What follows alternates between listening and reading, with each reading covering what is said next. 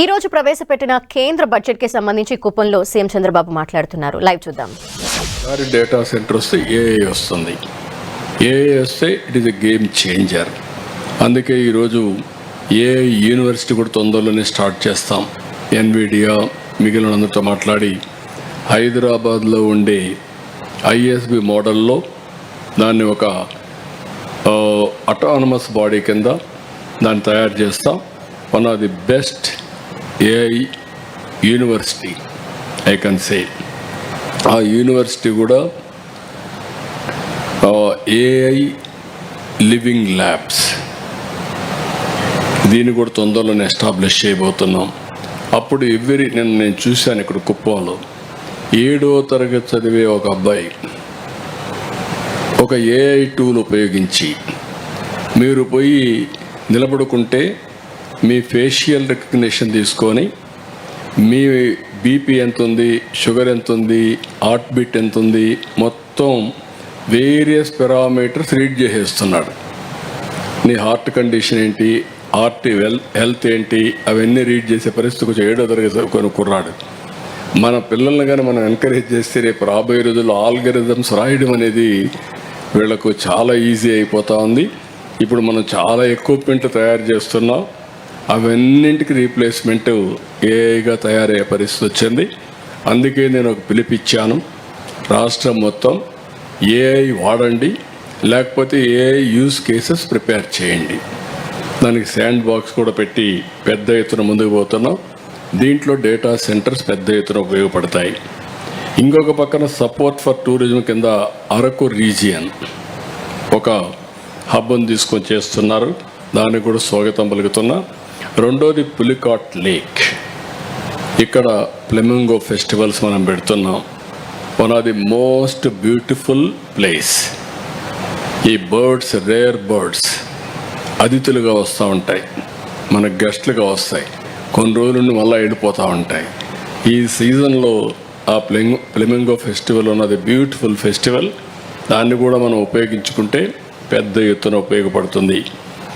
ఇవన్నీ ఉపయోగించుకోవడమే కాకుండా ఈరోజు logistics hub for the east, coastal cargo, inland waterways, freight corridor, ఇవన్నీ కూడా పెద్ద ఎత్తున పెద్ద పెట్టేస్తున్నారు. నేను కూడా ఎప్పటి నుంచి ఇది మాట్లాడుతున్నాను.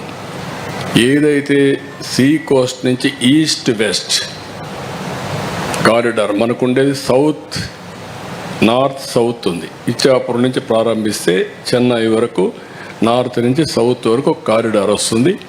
1000 కిలోమీటర్ల సీ కోస్ట్ ఉండే కారిడార్. దీనికి నేను ఎన్నోసార్లు చెప్పింది, ఎవ్రీ 50 కిలోమీటర్స్ ఒక పోర్ట్, దగ్గర 20 పోర్ట్లు వస్తాయి. Hub and spoke model. అక్కడి నుంచి ఇంటర్లాండ్కి తీసుకెళ్ళాలి. అంటే మనం ఈస్ట్లో ఉన్నాం, దీన్ని వెస్ట్కి తీసుకెళ్ళాలి. వెస్ట్ అనే కొందికి బెంగళూరు, లేకపోతే పైకి ఇంటర్లాండ్కి పోయే కొందికి తెలంగాణ, ఛత్తీస్గఢ్, మధ్యప్రదేశ్, ఒరిస్సా, ఇవన్నీ తీసుకపోతే ఆంధ్రప్రదేశ్ పోర్ట్స్కి అన్నిటికి కూడా ఫ్యూచర్ ఈజ్ ఒక ఈస్ట్ కోస్ట్లో ఒక హబ్గా తయారవుతుంది. దానికి ఊతం ఇచ్చే విధంగా ఈ బడ్జెట్ ఉంది.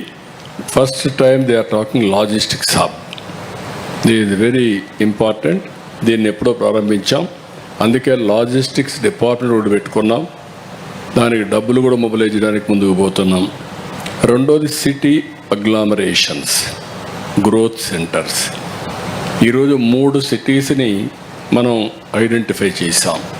విశాఖపట్నం గ్రోత్ రీజియన్, అదే మరిగా తిరుపతి ఎకనామిక్ రీజియన్, ఇంకొక పక్కన అమరావతి ఎకనామిక్ రీజియన్. ఈ 3 రీజియన్స్ పెట్టుకొని ఆ సిటీస్ అన్నీ కూడా నెక్స్ట్ లెవెల్ ఆఫ్ సిటీస్గా తయారు చేయడానికి health, education, tourism and creativity, ఇవన్నిటికి పెద్ద పెట్టేసాం. దీనికి ఇది ఒకటి దోహదం చేస్తుంది, city agglomerations and growth centres తయారు చేయడానికి.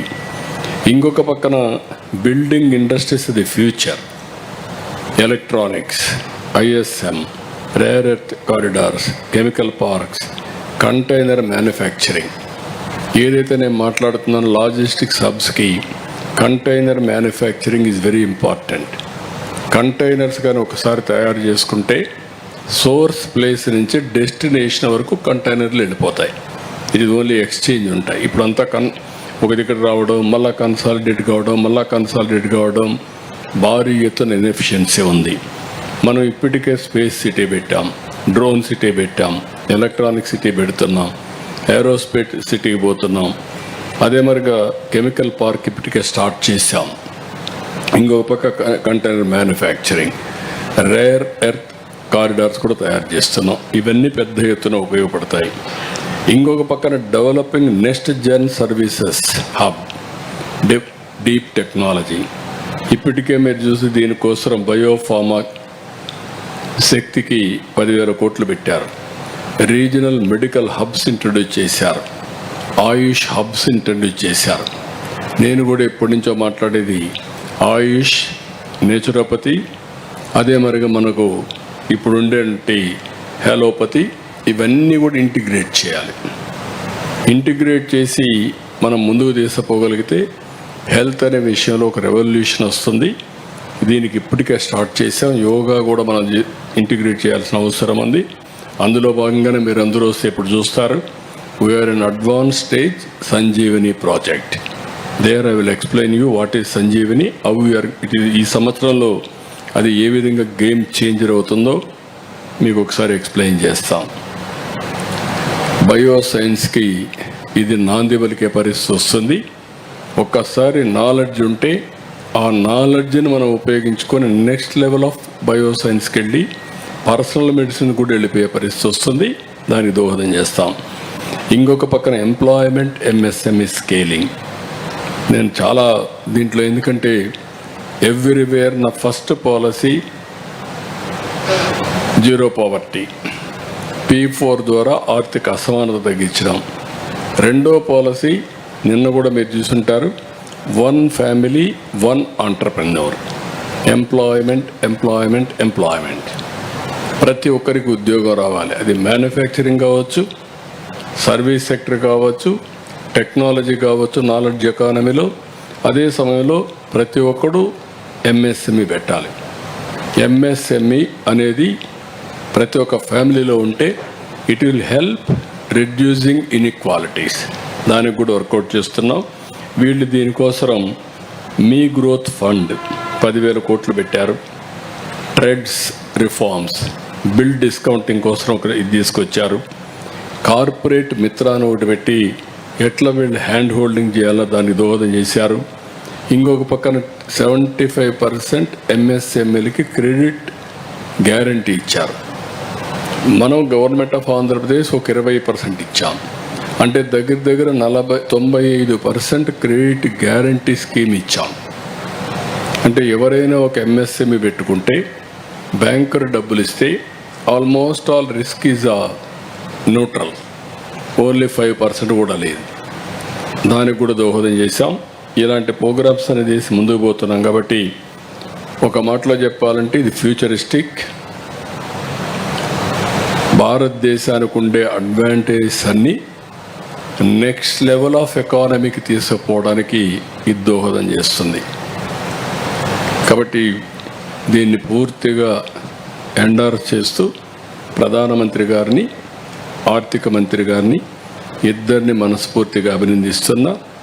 రాబోయే రోజుల్లో ఇలాంటి రిఫార్మ్స్ నెక్స్ట్ లెవెల్కి తీసుకుపోగలిగితే దీంతో సమానంగా స్పీడ్ ఆఫ్ డూయింగ్ బిజినెస్ ఏమేం కావాలనో, ఎక్కడ హర్డల్స్ ఉన్నాయో ఆ రిఫార్మ్స్ కూడా తీసుకొస్తే ఇప్పటికే చాలా రిఫార్మ్స్ తీసుకొచ్చారు. GST reform is 1, labour reforms are next లెవెల్లో తీసుకొచ్చారు. ఇంకా కొన్ని నాలా కూడా తీసేసాం. ఇలాంటి రిఫార్మ్స్ అన్నీ తీసుకొని నెక్స్ట్ లెవెల్కి పోగలిగితే